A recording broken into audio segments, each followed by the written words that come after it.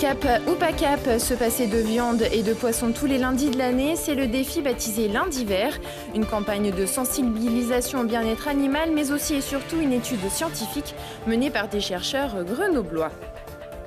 Bisques de crustacés, dalles au curry vert ou encore velouté de panais et Granny Smith, voilà 3 des 10 recettes qui ont fait saliver plus d'un gourmand ce samedi à l'occasion de la 5e édition de la soupe des chefs. Et puis en sport, reprise en demi-teinte pour le GF38, le FCG éliminé de la Challenge Cup et des brûleurs de loup vainqueurs d'Angers dans la douleur. Bonsoir à tous, bienvenue dans ce JT du lundi 14 janvier 2019.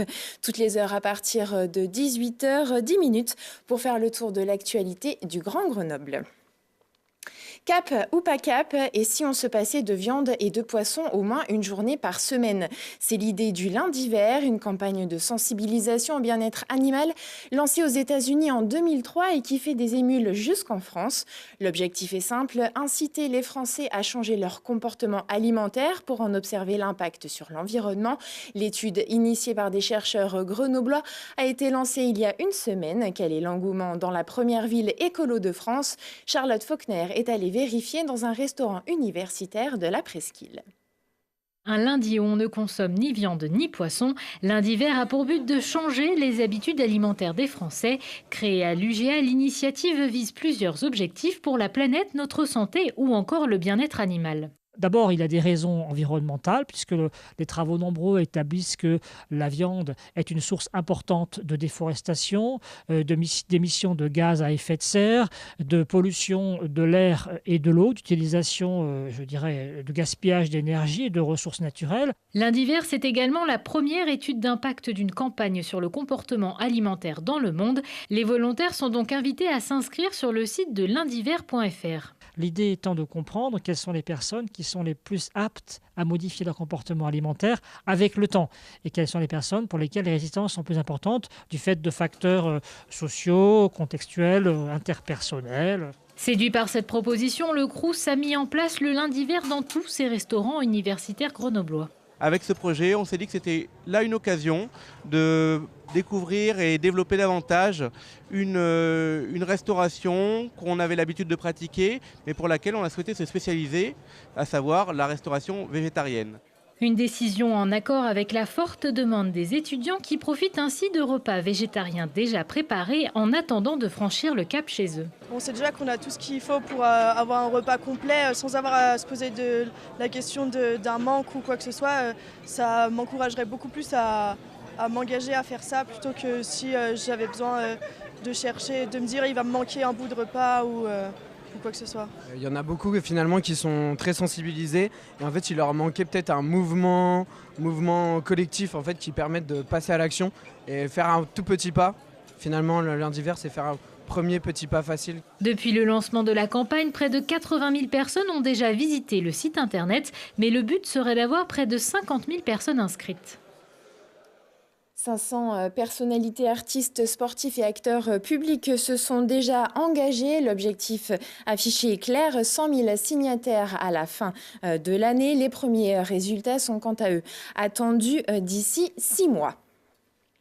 Une soupe éolie, c'est le plat idéal de l'hiver et quand en plus elle est préparée par des chefs isérois, il n'y a pas de quoi se priver. Samedi, une dizaine d'entre eux a répondu à l'invitation du Lions Club Grenoble Porte de France pour la 5e édition de la soupe des chefs.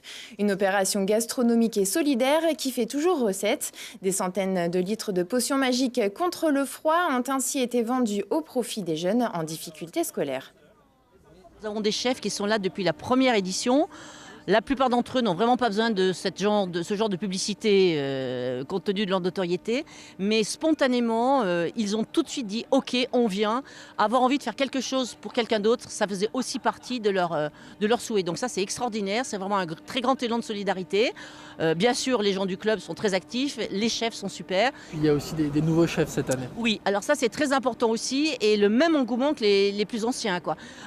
Dès que le responsable de la commission soupe leur a proposé « Voulez-vous venir avec nous, voulez venir rejoindre ?» Bien sûr, un élan de solidarité extraordinaire.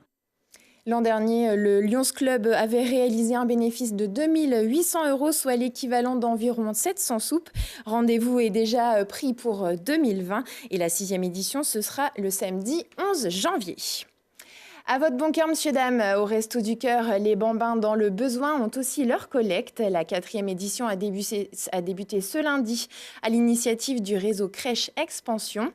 Vous avez donc jusqu'au 18 janvier prochain pour apporter couches, petits pots, vêtements, chaussures, jouets et matériel de puériculture dans les 2 établissements grenoblois du réseau, la Ronde des Oursons, rue Dr Schweitzer et les petits Ouistiti, cours de la Libération.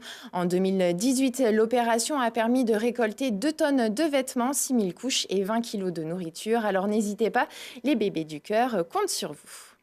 Prudence en montagne, le risque d'avalanche reste très élevé en ce début de semaine. Il est classé 4 sur 5 sur la plupart des massifs alpins. Les récentes chutes de neige et le vent rendent le manteau neigeux particulièrement instable. Les secouristes du PGHM appellent donc les skieurs à la plus grande vigilance dans les secteurs hors piste. La montagne qui a fait une nouvelle victime ce dimanche, un jeune homme originaire de Neuilly qui a lourdement chuté sur le domaine skiable de l'Alpe d'Huez. Polytraumatisé, il a été transporté au CHU de Grenoble où il est décédé des suites de ses blessures. Pour l'heure, les circonstances du drame restent inconnues. Le jeune homme était âgé de 24 ans. Et puis attention, si vous deviez vous rendre au tribunal ce mardi, les avocats du barreau de Grenoble seront en grève toute la journée à la veille de la 2e lecture du projet de loi justice à l'Assemblée nationale. Il dénonce un net recul des libertés fondamentales et une justice automatisée et éloignée des citoyens. Toutes les audiences, expertises et consultations sont reportées. La défense d'urgence ne sera pas non plus assurée. On ouvre la page sport avec une succession d'occasions manquées pour le GF 38. Samedi, les footballeurs grenoblois affrontaient Le Havre pour le compte de la 20e journée du championnat de Ligue 2. Un pénalty non concrétisé par Chergui, 3 reprises de la tête ratées par Sotoka, une maîtrise quasi totale du match. L'envie était là, mais les hommes de Philippe Inchberger ont manqué d'efficacité. Score final 0-0. Le GF 38 pointe désormais à la 7e place du classement. Mais pour l'entraîneur, tout n'est pas à jeter. On a joué une très belle équipe qui a encore justifié sa position au classement et qui nous a créé des soucis. Il y a de très bons joueurs dans cette équipe. C'est une équipe qui est joueuse. Qui a beaucoup de confiance dans son jeu parce que je pense que le fait d'être promu, d'être sur une très bonne dynamique, ils ne ressentent pas du tout de pression et ça se ressent. Donc il a fallu s'employer maintenant. Maintenant c'est un bon point, mais il faut qu'on le valorise chez nous mardi soir. Toujours est-il que les occasions, elles sont quand même suffisamment nombreuses ce soir pour qu'on remporte 3 points. Donc c'est forcément une déception sur le résultat, satisfaction sur le contenu du match. Mais on manque actuellement d'efficacité quand même dans la zone de finition. Ça fait 3 matchs affilés qu'on ne marque pas. Donc voilà, il y a certainement une petite réflexion là-dessus. Et pour ceux qui n'auraient pas pu se rendre au stade, le match sera retransmis sur Télé Grenoble mardi à 21h15. Prochain match pour le GF 38 mercredi à 19h15 au Stade des Alpes. Ce sera contre Strasbourg en Coupe de France cette fois, avec en ligne de mire un ticket pour les 16e de finale contre la prestigieuse équipe du PSG. Et ses stars internationales telles que Neymar, Cavani ou encore le champion du monde, Kylian Mbappé. Vaillants mais vaincus, les joueurs du FCG ont fait honneur à leur maillot samedi face aux Harlequins de Londres. Malgré 3 essais inscrits et une belle domination en seconde période, les rugbymen grenoblois s'inclinent 20-38. Une défaite sans bonus qui élimine le FCG de la Challenge Cup. C'est donc un rôle d'arbitre que jouera Grenoble ce vendredi avec la réception de Trévise pour la dernière journée européenne. Les Rouges et Bleus retrouveront le top 14 le 26 janvier prochain face au Stade toulousain. Bonne opération par contre en hockey. Les Brûleurs de Loup affrontaient les Ducs d'Angers vendredi soir sur la glace de Pôle Sud. Résultat, une victoire 3-1 pour les Grenoblois, mais une victoire dans la douleur. C'est pourtant Angers qui ouvre le score à la 11e minute, gonflé à bloc. Les Isérois ripostent et haussent le ton, emmenés par Manavian, auteur d'un doublé, et Bisaillon. Les Brûleurs confortent ainsi leur 2e place en Ligue Magnus. Prochain match ce mardi à 20h30 contre, je vous le donne en mille, Angers. Et puis un dernier mot de biathlon avec cette belle 2e place de l'équipe de France. C'était ce dimanche lors du relais masculin d'Oberhof en Allemagne. Emmenés par Martin Fourcade, les tricolores n'ont pas réussi à revenir sur le quatuor russe. La faute surtout à la contre-performance de Simon Destieux, deuxième relayeur, qui a cumulé 3 pioches et un tour de pénalité. Voilà, prochain rendez-vous avec l'actu dans 1 heure et en replay sur télégrenoble.net. Très belle soirée à tous.